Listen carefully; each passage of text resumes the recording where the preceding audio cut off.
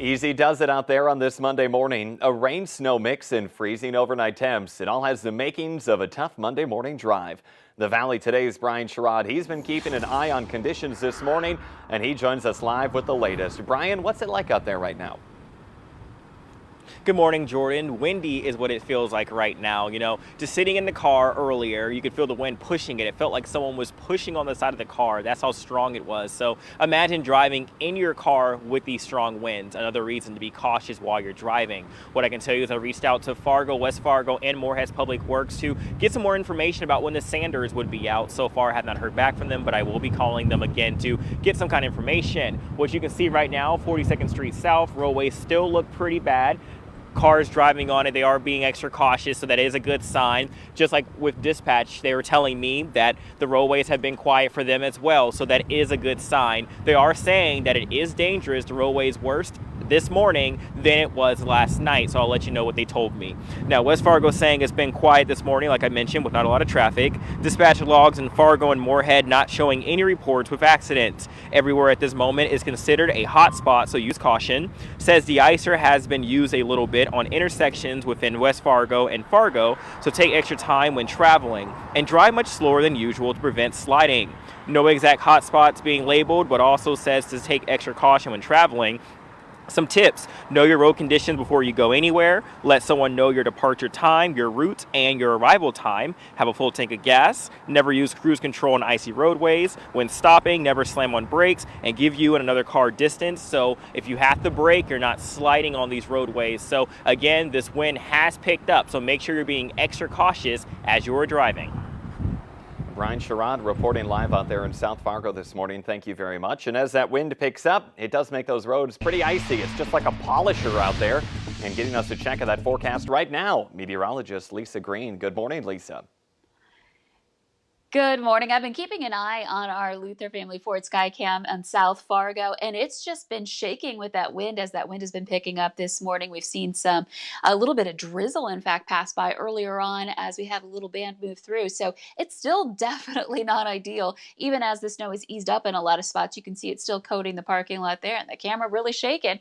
And a look up north along the Canadian border, we have, this is in the Pembina area along I-94. You could see the snow on the roadway as vehicles are starting to travel more and more as everybody's waking up and heading out. So be careful. This is the case North Valley, Southern Valley, especially up north where temperatures are below freezing already. Here's a look at our wind speeds. They are strong out of the northwest. We've got some gusts into the 40s in the south and western part of our viewing area. Fargo, a gust to 36. I think we might be seeing a 40-mile-per-hour gust being reported here at the top of the hour. And then into our temperatures, you can see much colder up north, that colder air dropping to the south and east. Fargo's temperature still dropping here.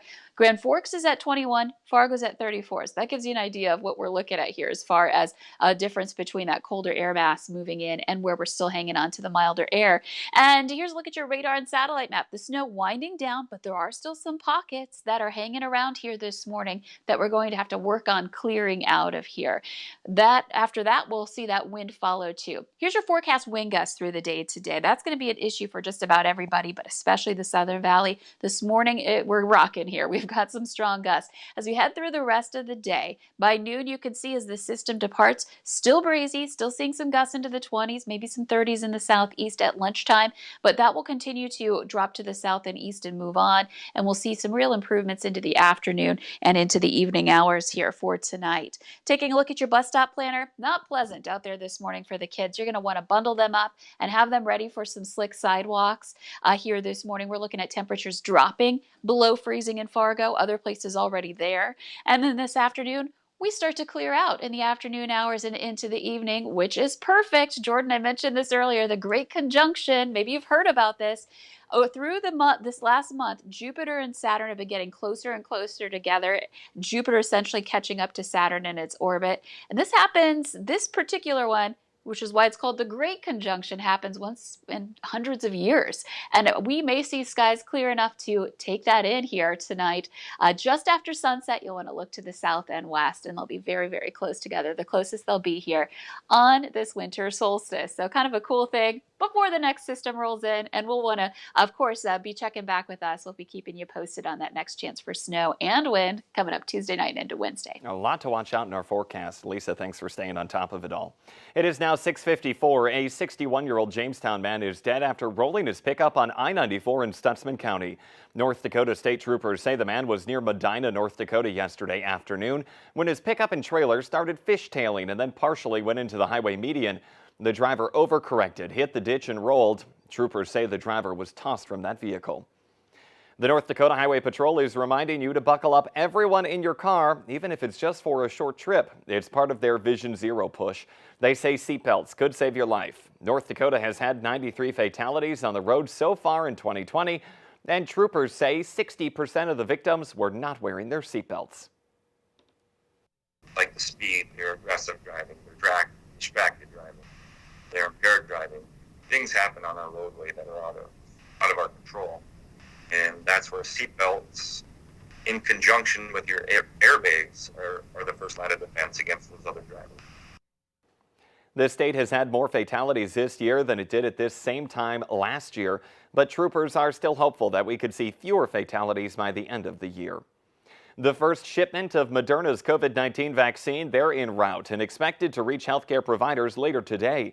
These are just some pictures right here from vaccine distributor McKesson Corporation in Olive Branch, Mississippi. And in Louisville, Kentucky, a pallet of the vaccines were loaded onto a UPS plane at its world hub. Doses of that vaccine, they travel with security guards, including the U.S. Marshal, and they're stored in locked refrigerators. On Friday, the FDA approved an emergency use authorization for Moderna's vaccine, the second COVID-19 vaccine to receive that authorization. A CDC advisory committee is weighing in on who should get the shot next. The group says Phase 1B will include people 75 and older and frontline essential workers like first responders, educators, and grocery store workers. Approximately 49 million people will be included in that phase. Phase 1C will include people ages 65 to 74 and other essential workers like those in food service. It will also include anyone ages 16 and older with a high-risk medical condition. The CDC says Phase 1C will cover an estimated 129 million Americans. Top congressional negotiators have now reached a deal on a close to $900 billion COVID economic relief package. The agreement includes $300 a week in extended unemployment benefits, and for many Americans, a stimulus check of about $600.